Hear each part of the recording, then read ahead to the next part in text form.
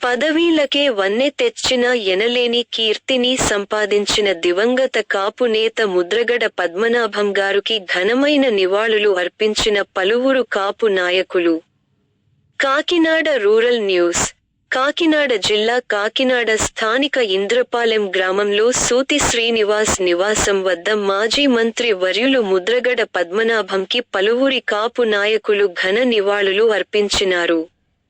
కాపు తెలగ బలిజ వర్గాల రైతు విభాగం రాష్ట్ర అధ్యక్షులు బసవ చిన్నబాబు ఆధ్వర్యంలో కాపు నాయకులు అందరూ కలిసి కాపు నేత ముద్రగడ పద్మనాభం వారి చిత్రపటంకు పూలదండ వేసి పుష్పాలతో నివాళి అర్పించడానికి కాపు నాయకులు హాజరైనారు.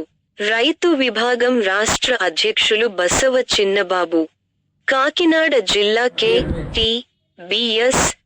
కాపు తెలగ బలిజ సేవ సమితి అధ్యక్షులు సూతి శ్రీనివాసు మరియు ఇతర కాపు నాయకులు పత్రిక పూర్వకంగా ఈ సందర్భంగా మాట్లాడుతూ కాపు కార్పొరేషన్, కాపు రిజర్వేషన్లు రావడానికి ముఖ్య పాత్ర పోషించారని, రాజకీయ పార్టీలకు కులాలకు మతాలకు అతీతంగా ఆయన చేసిన పదవిలకి వన్నె తెచ్చినారని ముద్రగడను కొనియాడారు.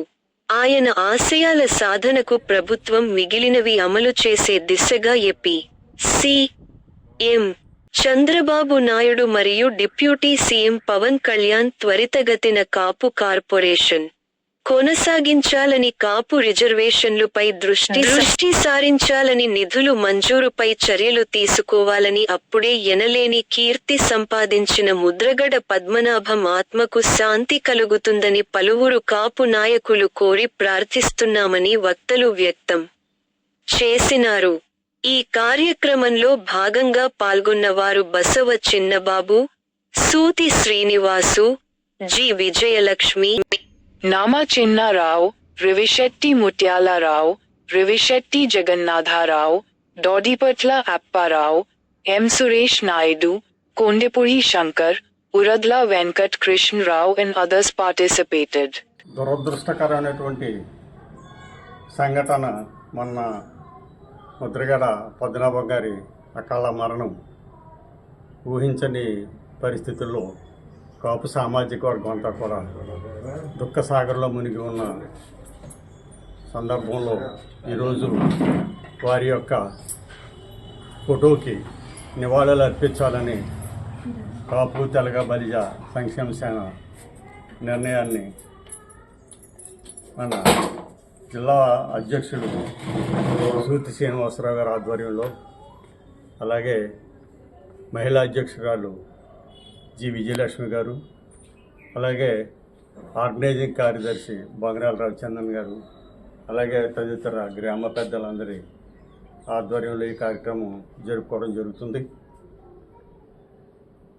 ఆయన ఆశయాల మేరకు మనం ముఖ్యమంత్రి గారిని ఈ సందర్భంగా కోరేది ఏంటంటే, వారి యొక్క ఆశయాల మేరకు ఆయన ఏదైతే నిరాహార దీక్షలు, రకరకాల కార్యక్రమాలు చేసి సాధించినటువంటి కాపు కార్పొరేషన్ అనేది దానిని మీరు గతంలో పెట్టారు.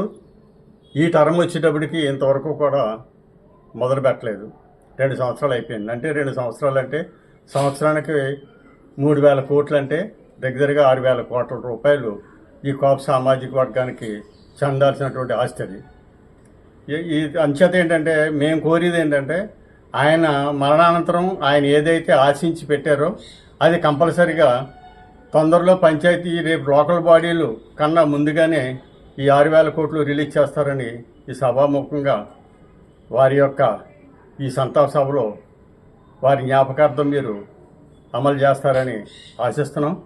అలాగే ఆయన ఏ ఆశయంతో అయితే రాష్ట్ర నలుమూలల తిరిగి సాధించాలనే టైం వచ్చేటప్పటికి అవ్వలేనిది మీరు తదుపరి మీరు అవుట్ ఆఫ్ 10లోని 5% నేను చేస్తానని ఆ రోజు హామీ ఇచ్చారు. ఆ హామీ కూడా నెరవేరిస్తే ఆయన ఆత్మకు శాంతి కలుగుతుందని మేము ఈ సభాముఖంగా కాపు సామాజిక వర్గం తరఫున విన్నవించుకోవడం జరుగుతుంది. అలాగే గతంలో నుంచి కూడా కాపు సామాజిక వర్గం అంతా కూడా మధ్యతరగతి, ఆర్థికంగా ఎక్కువ శాతం మధ్యతరగతిగానే ఉండిపోయారు తప్ప ఎవరో కూడా ఆర్థికంగా బిజినెస్లో అట్లలో కూడా ఎవరో కూడా ఎక్కువగా ఉన్నవాళ్ళు తక్కువ.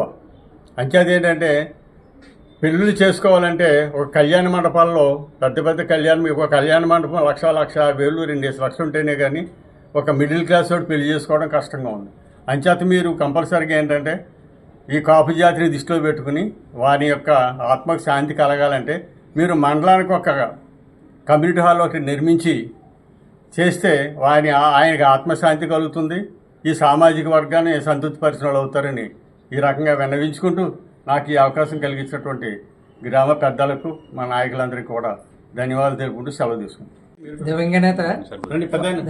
దివంగనేత కాపు నేత ముద్రగడ పద్మనాభం గారికి ఘనమైన నివాళులు అర్పిస్తూ ఇవాళ ఈ కార్యక్రమాన్ని ఇక్కడ కాకినాడలో నిర్వహించడం జరిగింది. మా నాయకులు బసవా చిన్నబాబు గారు మరియు ఇతర నాయకులు అందరూ కూడా ఈ కార్యక్రమంలో పాల్గొని నివాళులు అర్పించడం జరిగింది. ఓకే.